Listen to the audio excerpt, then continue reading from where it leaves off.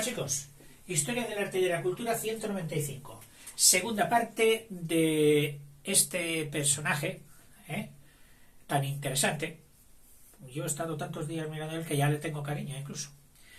De Pedro Álvarez Cabral.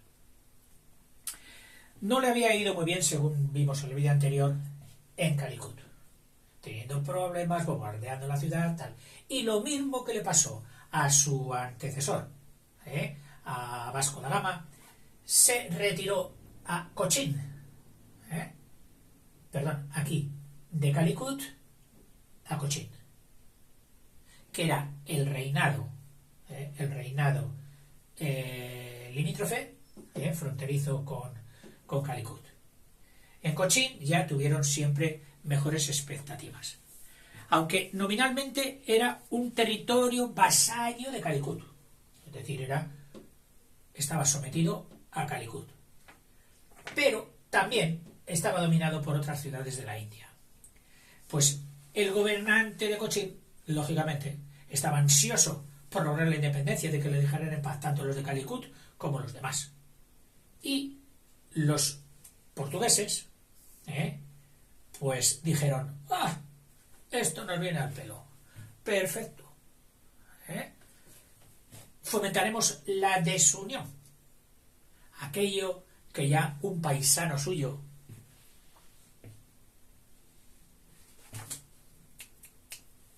Viriato, durante los romanos, hizo lo mismo. Con la gran estructura del Imperio Romano dijo: no hay que luchar contra el imperio en general, hay que dividir, que fue cuando llamó a sus soldados lusitanos, tanto de la parte de Portugal como de la parte de Extremadura, y cuentan que cogió un caballo y les dijo a los soldados más fuertes: tú. A ver, sujetad bien el caballo. Vosotros, tirad de la cola y arrancádsela. Tiraron. Y no, claro, no pudieron arrancar la cola del caballo. Entonces luego fue él, dijo: quitaos. Cogió solo una crin, un pelo de la cola del caballo, y hizo así, clac, y el pelo salió. Otro, y el pelo salió. Otro. Supongo que no seguirían martirizando al caballo, pero aquel fue un ejemplo de que el adagio divide y vencerás en la guerra siempre ha dado muy buen resultado, y fue lo que Cabral quiso hacer aquí. Si lo divido al de Cochín y le aíslo de Calicut, tanto como este, entonces nosotros tendremos más poder de gestión con los habitantes divididos que no con los habitantes agrupados, conjuntados. Esta técnica fue la que siguieron los ingleses 300 años más tarde. La táctica acabaría por asegurar la hegemonía portuguesa en la región, es decir, que dio resultado. Cabral formó pues una alianza con el gobernante de Cochín y con líderes también de otras ciudades-estado, ciudades autónomas, con la finalidad de establecer una factoría. Oye, nos vamos a establecer aquí, nos respetaréis, ¿no? ¿De acuerdo? Sí, os damos tanto, en fin, compensaciones de tipo económico. Por último, cargado de preciadas, valiosísimas especias, la flota arribó en Canur. La flota, antes de salir de Cochín, una vez salida de Cochín, va a este puerto, a Canur, que hoy se llama Camamoro o algo así. O sea, tiene un nombre diferente. Aquí Canur, con K y 2 Ns. Con el fin de negociar, una vez antes de salir, las mejores condiciones de la carga que llevaban, es decir, el mejor precio, cambio, etcétera, y reponer y llenar todavía más especias. Era un buen mercado el de Canur, antes de iniciar el regreso. Inicia el regreso, pues, el 16 de enero del año siguiente, del 501. La expedición puso rumbo hacia la costa de África. Uno de los navíos, y empiezan los contratiempos, encalló, que es pillar bancos de arena a poca profundidad, y el barco se queda allí y no puede salir ni para adelante ni para atrás. Se queda como metido toda la quilla y todo el casco en la arena. Y comenzó a hundirse. Las mareas subían, bajaban, no se podía maniobrar, comenzó a hundirse. Y como no había esperanza, pues ¿qué hizo? Retiró la carga que llevaba aquel navío y quemó el barco para que no cayera en manos enemigas. Enseguida, la flota, con un barco menos, vete tomando nota con la calculadora, prosiguió en dirección a la isla, a Mozambique. Esta isla es la de Madagascar, hoy. Mozambique es tierra. Al noroeste, una isla de Mozambique, al oeste de Sofala. Sofala está aquí, pues una isla de Mozambique, a fin de realizar tareas de mantenimiento de la gran travesía, lo mismo que hicieron cuando llegaron aquí a Angeliba. Llegan aquí y de toda la travesía las barcas necesitaban una puesta a punto, para que estuvieran en óptimas condiciones para el agitado pasaje que les quedaba con todas estas amenazas de tormentas que había siempre por aquí, para poder llegar a su Portugal. Una carabela se quedó en Sofala. Otro de los objetivos de la expedición, y el navío más veloz, el de Nicolau Coello, lo mismo. Le dicen que se adelante y que vaya a Portugal a dar la nueva noticia de que ya van a llegar. El 22 de mayo, la flota, reducida únicamente a 2 navíos, pasó por el Cabo de Buena Esperanza. Pasó por aquí, por el número 14. Llegaron a Beceguiche, aquí, la actual Dakar, localizada en la península de Cabo Verde. Aquí, el 2 de junio. Allí se encontraron, y empieza ahora a recoger, no solo a Nicolau Coello, que lo había mandado adelantado, sino también con la nave comandada por Diogo Díaz, que se había perdido en el desastre hacía más de un año. Perdida aquella nave, hacía más de un año, había padecido por varias desventuras y estaba en malísimas condiciones. Con solo 7 hombres de la dotación de 150 o más que llevaban, solo habían sobrevivido 7 hombres. Y curioso, se cuenta que uno de ellos estaba tan débil que murió de alegría al ver a sus compañeros de nuevo. La emoción no pudo resistirla y murió el pobre hombre. Otra flota portuguesa también fue encontrada anclada en Beceguiche, anclada aquí, Beceguiche o Dakar, que había mandado el rey al encuentro y también para visitar las tierras que le habían dicho que había descubierto. Y en aquel momento esa flota que el rey había mandado se la encontraron anclada en Beceguiche. Después de que Manuel I fuera informado del descubrimiento del territorio del que sería Brasil, ordenó el envío de una flota menor para explorarlo, que fue la flota que en aquel momento se encontraron aquí. Uno de sus navegantes, cosa muy curiosa, era el italiano Américo Vespucio, que se dedicaba a escribir, a relatar todos estos descubrimientos. Que entonces la gente, cuando leía los escritos, estos son los escritos de Américo. Ay, sí, has leído ese libro de Américo. Y de Américo, que la gente, ya sabemos cómo es, pues empezó a llamarlo las Américas. Y de ahí vino el nombre de América. Del apellido de ese escritor italiano que hablaba de las tierras, costumbres y maravillas de los nuevos descubrimientos. Y este mismo, en aquel sitio, en Beceguiche, en Dakar, hablando con Cabral, le convenció de que lo que él había descubierto no era una isla, sino que era un auténtico continente. De nuevo, al correcaminos, a Nicolau Coello, desde aquí le dicen, adelántate, vete. Que más vale que nos tengan preparados un buen recibimiento, y las primeras noticias que reciban nuestras sean favorables a nosotros. Llegó a Portugal el 23 de junio del 501. O sea, el primero que se adelanta a Coello llega el 23 de junio del 501. Que habían pasado ya, por lo tanto, desde abril 2 al 6, 4 al 6, 2, un año y 2 meses. O sea, unos 14 meses habían pasado.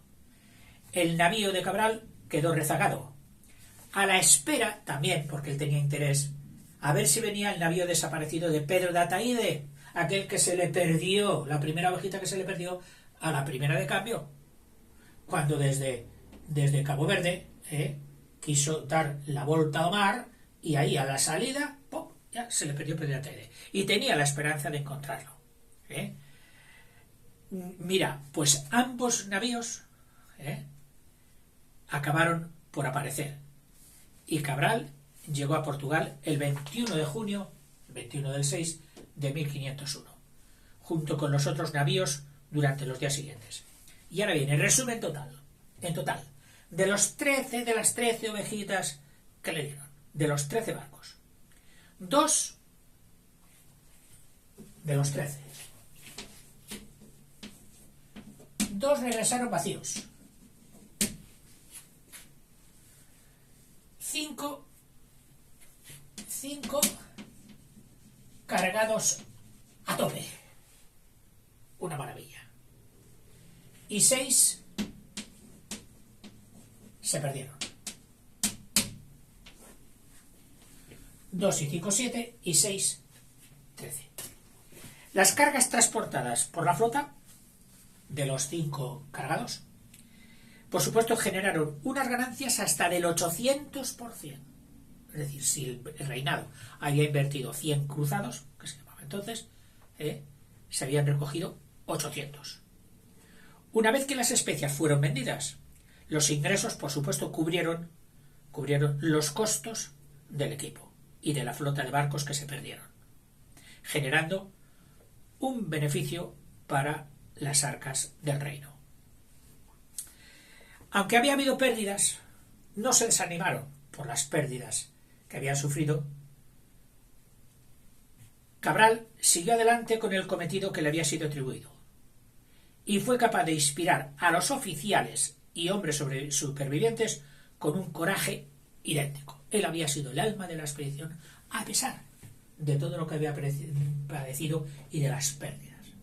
Él fue el espíritu que mantenía a flote el ánimo.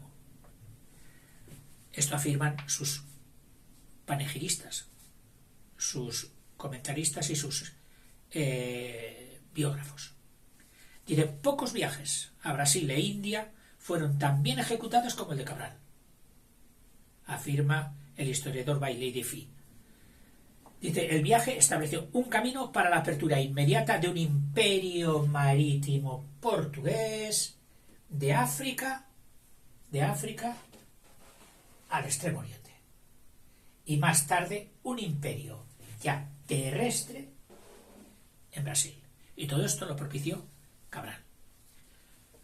Años finales. Manuel I empieza a planear otra flota, y Cabral tenía la esperanza de que se la dieran a él, y así vengar las pérdidas portuguesas en Calicut, con los que habían quedado declarados enemigos.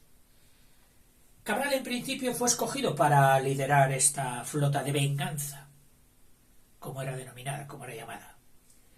Durante 8 meses, Cabral, allí en el puerto, y en los astilleros, realizó los preparativos para el viaje. Sin embargo, por razones que aún permanecen inciertas, que no están los historiadores muy de acuerdo, fue retirado del mando, fue apartado del mando.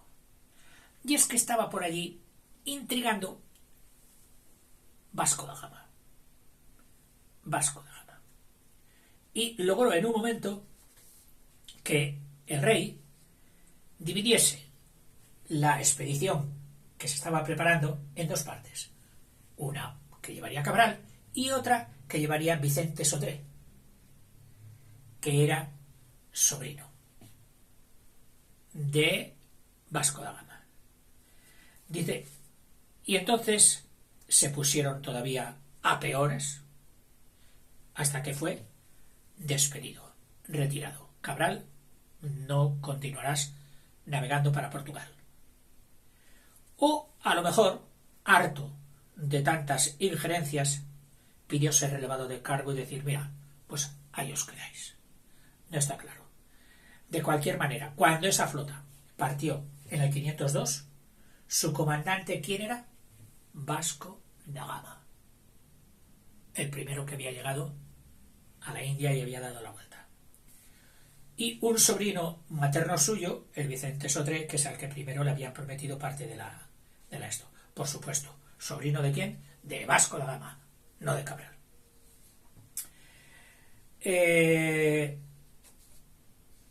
El rey se mostró muy disgustado por este asunto, porque Cabral se hubiera retirado. Y no quería ya nada saber de esta disputa, esta lucha entre el gremio de Cabral y el de Vasco da Gama.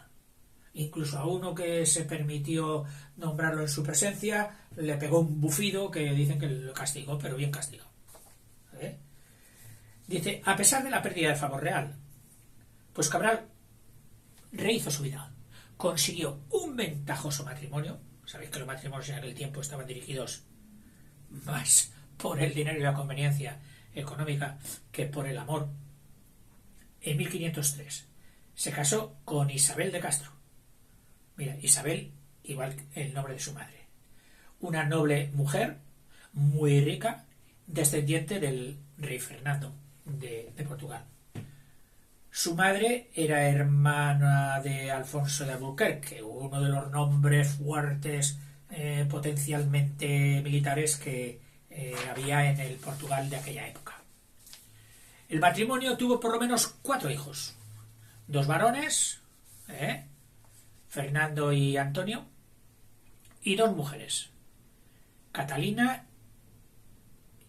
de Castro y Guiomar. Catalina y Guiomar. También tuvieron otras 2 hijas llamadas Isabel y Leonor. Otras fuentes afirman que Guiomar, Isabel y Leonor fueron admitidas en órdenes religiosas, se metieron a religiosas, a monjas, y que el primogénito Fernão fue el único de los 2 hijos de Cabral que tuvo herederos. Etcétera. Y va explicando ahí. Cabral el pobre sufría fiebres constantes, seguramente, y temblor, seguramente resultado de la malaria que tenían desde su viaje, por lo que se retiró a Santarém en 1509, donde pasó sus últimos años, allí en el norte de Lisboa, Santarém. Apenas hay información sobre actividades de aquel tiempo, ya sé, los biógrafos ya perdieron el rastro, este señor ya está quemado, está agotado. Según una carta que cuando se había envuelto en una disputa por una transacción de tierras, cosa muy normal en aquel tiempo, y otra carta que tal. Total, que Cabral murió de causas no especificadas, no aclaradas, precisamente ya porque se había retirado el foco de atención, ya no atendían, probablemente en 1520, o sea, desde el 67 hasta el 20.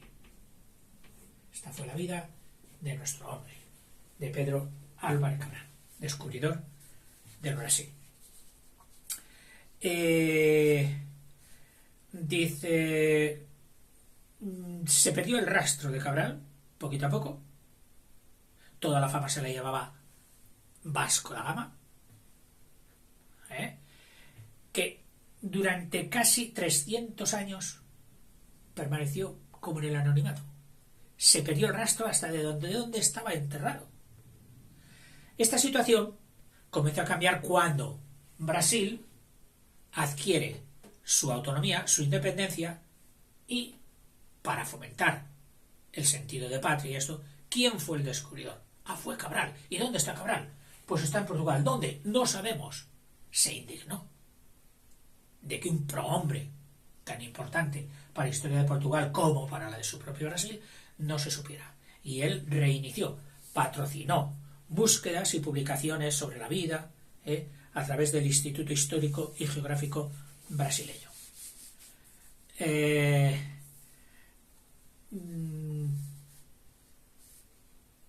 estado completamente decadente en que la tumba de Cabral fue encontrada, pero esto es la tumba de Cabral, pero ¿cómo sois capaces de tenerlo así? Si esto está hecho polvo, provocó una crisis diplomática entre Brasil y Portugal, que Portugal estaba en aquel tiempo gobernado por la hermana mayor de Pedro II, María II. En el 871, el emperador brasileño, entonces en visita oficial en Europa, visitó la tumba de Cabral y propuso la exhumación, el desentierro, con fines científicos, la cual se realizó en el 882, siglo XIX ya, y bien avanzado. En una segunda exhumación, en 1896, fue autorizada la remoción, es decir, el mover de sitio una urna que contenía tierra y fragmentos de huesos. A pesar de que sus restos mortales se localizaban en Portugal, la urna fue finalmente llevada a la iglesia de Nuestra Señora do Monte do Carme en Río de Janeiro, el 30 de diciembre de... A ver, esto es Río de Janeiro y esto es Sao Paulo, ¿verdad que sí? 22 es Porto Seguro, aquel lugar que encontró Cabral para estar unos días ahí en la costa, y desde donde mandó la nave a dar noticias al rey. 23 Río de Janeiro, y 24 Sao Paulo. Que fíjate qué cosa más curiosa, 23 Río de Janeiro entraba en el hemisferio concedido por el Papa en el Tratado de Tordesillas a Portugal. Sin embargo, Sao Paulo ya no entraba, ya era de territorio, digamos, de incumbencia española. Y sin embargo, Brasil luego, cuando ya el sentido del Tratado de Tordesillas había sido más que obsoleto, se había declarado ya por no respetado, por supuesto, franceses, neerlandeses u holandeses, que yo decía hasta ahora, e ingleses no hicieron ni caso, lógicamente. La tierra del que la pille, del que tenga más cañones y del que sepa defenderla. Entonces, claro, tanto España como Portugal tenían poquísima gente para mantener todas aquellas extensiones enormes. Y además, porque hubo un momento en que en el año 80, en el 580, Felipe II accede al trono también de Portugal y junta los dos imperios.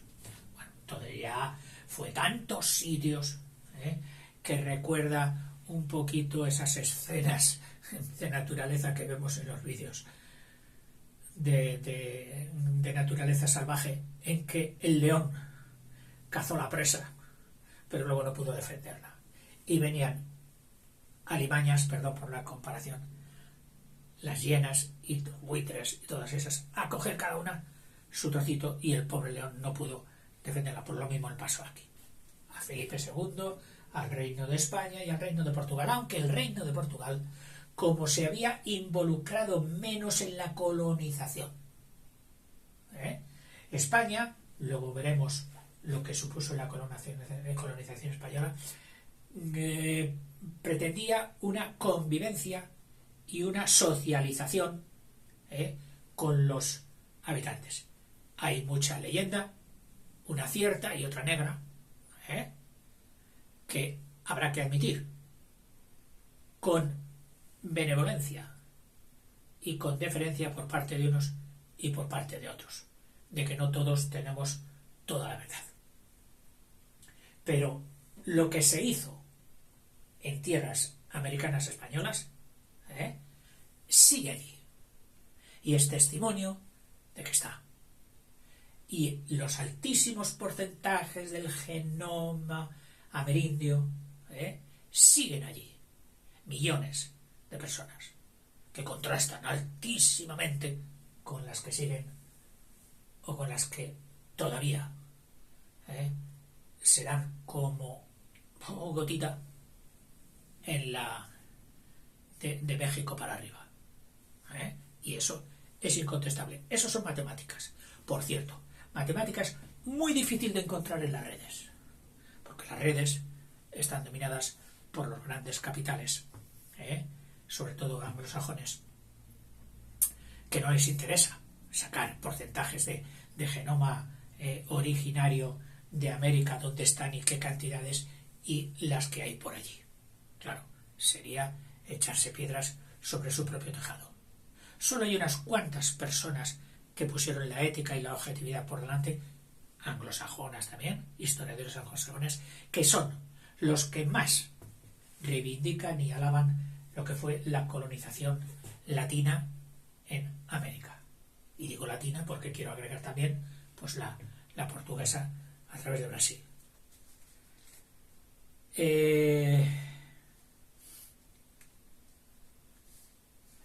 En fin, que Cabral vuelve a ser una persona, pero de manos de Brasil, no de Portugal. Incluso en Portugal hoy, muchos historiadores achacan que no se le da el prestigio que tuvo y que todo se le sigue dando a Vasco da Gama.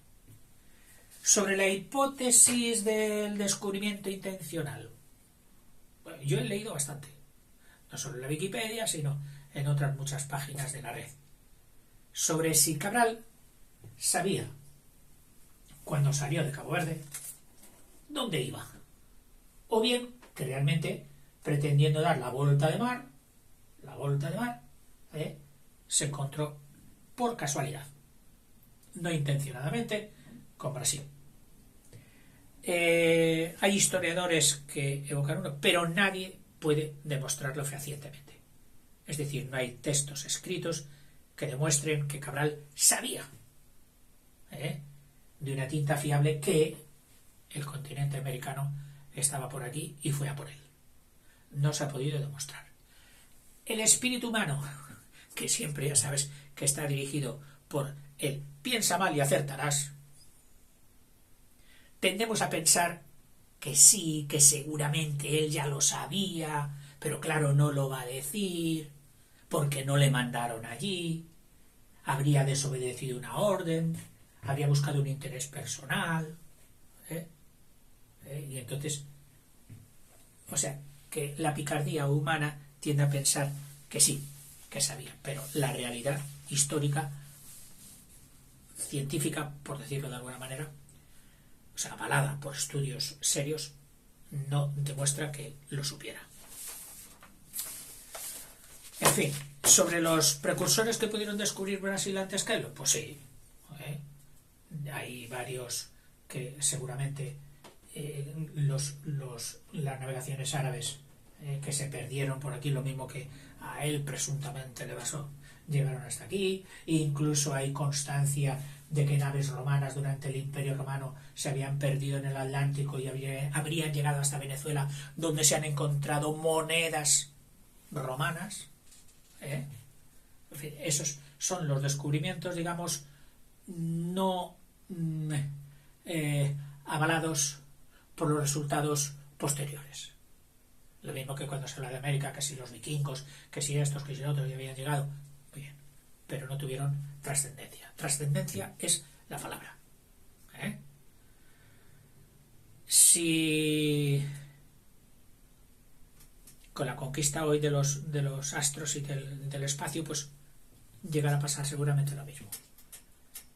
Habrá llegadas a esos astros que tendrán trascendencia de algún tipo, económico, humano, científico, y otros que habrían llegado o podrán llegar en el futuro y que no tendrán un eco ni una trascendencia. En fin, y hasta aquí hemos llegado. No sabéis el peso que me quito de encima, porque este vídeo me lo está currando durante mucho tiempo. ¿Será que voy para viejo? ¿O ya lo soy? No sé. Hasta luego, chicos.